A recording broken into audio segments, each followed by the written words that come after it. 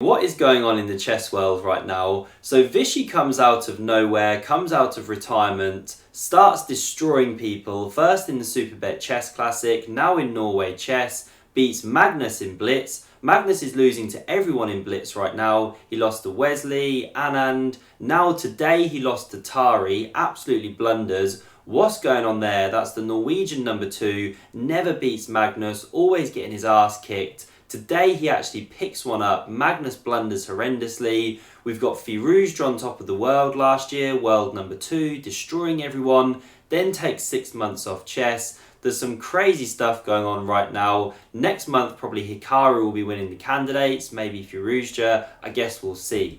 But we'll have a look at this game today. So it's the Armageddon. Magnus has black here, 7 minutes on the clock. Now he only has to draw to take the points. Tari has to force the win. He's got 10 minutes. Their classic was drawn, by the way, kind of a boring 4-night scotch. Didn't really go anywhere. Tari didn't push it. Magnus couldn't prove anything.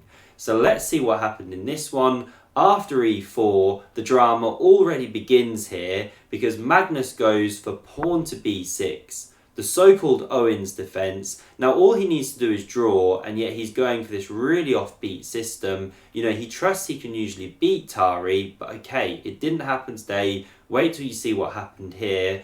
So Tari goes d4. Now when you play like this as black, you're giving white the center here. Tari takes it, knight c3, and now d6. Magnus carries on just putting those pawns on the 3rd rank here, and he's going for a kind of hippo setup. A very similar defensive idea with the pawns on the 6th rank.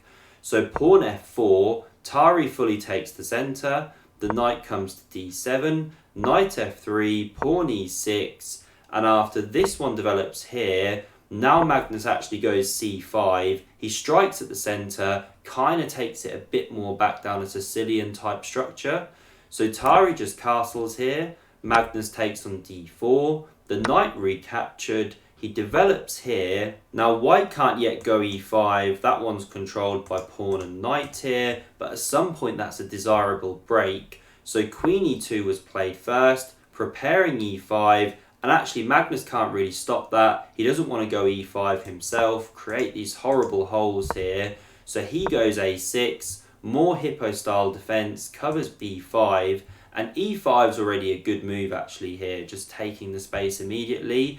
But Tari plays a bit more slowly, and actually a bit too slowly. He lets Magnus into the game, so he goes pawn a4 to start with, bishop e7 developing, bishop d2, castles, and now king h1. This is what I mean. It's a nice prophylactic move, but slightly slow. Now Magnus can achieve knight c5. He's threatening to pick up one of the bishops here. And you know, he's come back into the game a bit more. He's got some nice waiting moves. He remains solid. For example, now if Tari tried to go pawn to e5, well here Magnus can capture. After the pawn recaptures, now you're actually losing your knight on d4. This is kind of the problem now. You're not properly set up as white anymore to push that e5 break. So instead Tari brings the rook to the e-file, and now here Magnus goes wrong. So he should actually just wait. I'm slightly surprised he was so impatient at this point. He should just go, say, rook a to c8 or knight f to d7. But he sees a moment's strike in the centre. He wants to play actively, but now he gives white this e5 move, lets Tari have that space. He's thinking, okay, my knight hops into e4, good outpost there, rock solid. And on the one hand, he's correct. But on the other hand, after pawn to f5, we can see the challenges here for black. You've got these two menacing pawns on the 5th rank there. Black hasn't got any across the white rank here, if we look here. So white's got all the space. And now with f6 potentially on the cards here, Magnus goes bishop to g5. Tari just plays very simply now. He chops off that bishop, the queen recaptures, and he lifts this rook into the game. He wants to encourage black to actually take on f5, and it's difficult for black to wait here. Say you started moves like this, well white can start doubling, and it's just all pressure for white, not fun for black. So Magnus actually takes here, and the rook recaptured. Now when you run this with the engines, black's actually doing okay here, but in a practical game it's tough to play. White's got the space and the pieces just have more room to manoeuvre. There's more of a ready-made attack on the black king, but you do have to tread carefully because Magnus now goes queen h6, and can you see the sneaky tactic he's setting up here? Say for example you get too casual as white, you go pawn b4, not that that's a good move, you then lose your knight as well, but there's a different move, loses on the spot, you can go knight g3 check. You're using this pin of the h-pawn, king moves, you pick up the queen.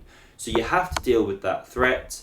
That's why Tari goes rook h5 here. He kicks the queen away, but now this knight hits f5, threatens to win the queen with a check on e7. Magnus covers, but we can see the overall problems here, and Tari now simplifies into a nice position. He wants to land a piece on d6, but that knight is currently covering the square, so he eliminates it on e4 here. Now Magnus recaptures with the pawn. If he goes with the knight, you can actually take that one. Again, the pawn has to recapture. If you try and get fancy, chuck in this rook move. Well, now there's different ways to actually win. You can go rook g5 here, threatening g7. You can also chuck this one in, check, discovery here, captures. Now this is about to drop, so you chuck this one in as well. Queen takes, rook takes. White's still an exchange ahead here, doing well, winning position.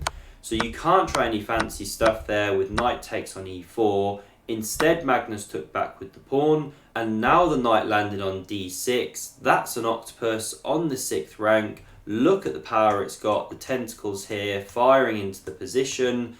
Now you could go something like rook e7 here as black, cover your bishop, but Magnus doesn't want to sort of suffer in a passive position here. So he wants to play actively. This is blitz, he's low on time. So he actually sacks the exchange here, takes on e5, because after the rook recaptures, the knight's lost its support post. So Magnus picks up here, he's got a minor piece and a pawn for the exchange, and he does get some active play now, bit of an initiative. So the rook comes to f5, pawn g6 kicked it, but before Tari retreated, he flicks in this rook d1, the queen moved away, now the rook dropped back, and this was a nice move by Magnus. Pawn b4 is on the cards here for white, so queen e5. Pressures the knight, you can't go b4, so queen e3 covers the knight, also blockades this pawn. Now b4 is a threat, so a5 covers that one, and now king g1 from Tari, good move, bringing that king towards the centre. This is now an endgame. So rook e8 covers the pawn here, rook f2 from Tari, logical, preparing to develop, pawn f5 from Magnus, and this is where we can see Magnus's whole idea back when he sacked the exchange. This starts to look very scary, of course. We've seen him win so many games from these kind of positions. So g3 from Tari covers the f4 break. King g7 from Magnus. On a dream day, he'd love to start preparing this stuff, some kind of pawn storm, rook f8, etc. But knight b5 now. White's counterplay is coming really fast. Great move by Tari. He's actually leaving this pawn on prise. You can't take it with the knight, or then we check here, and this is actually collapsing. If you go rook to e7 here, we can chop off, queen recaptures, and you pick up this knight here with queen d4 check at the end of the line. And you had to block with the rook there, or otherwise you lose your bishop. So the pawn on a4 is immune.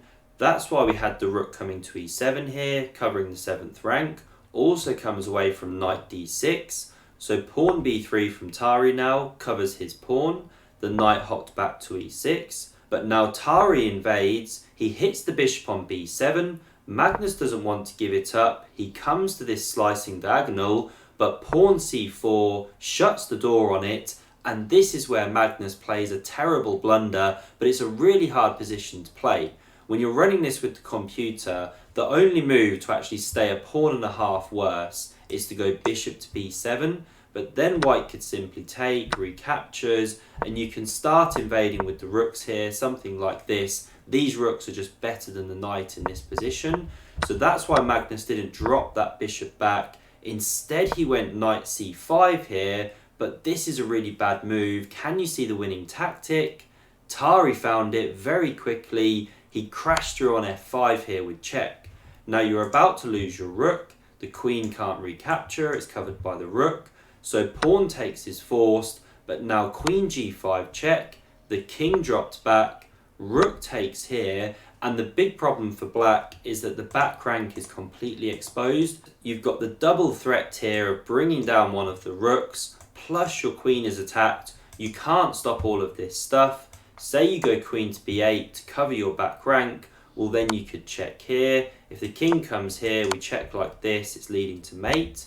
And if instead you block with the rook, well then this one's slamming down. Again, you're winning the queen, you're leading checkmate, all completely over. So in this position here, after rook to f5, Magnus resigned, Tari took the blitz points. If you enjoyed this game and want to see Magnus versus Vishy, click here. Thanks very much for watching, see you soon.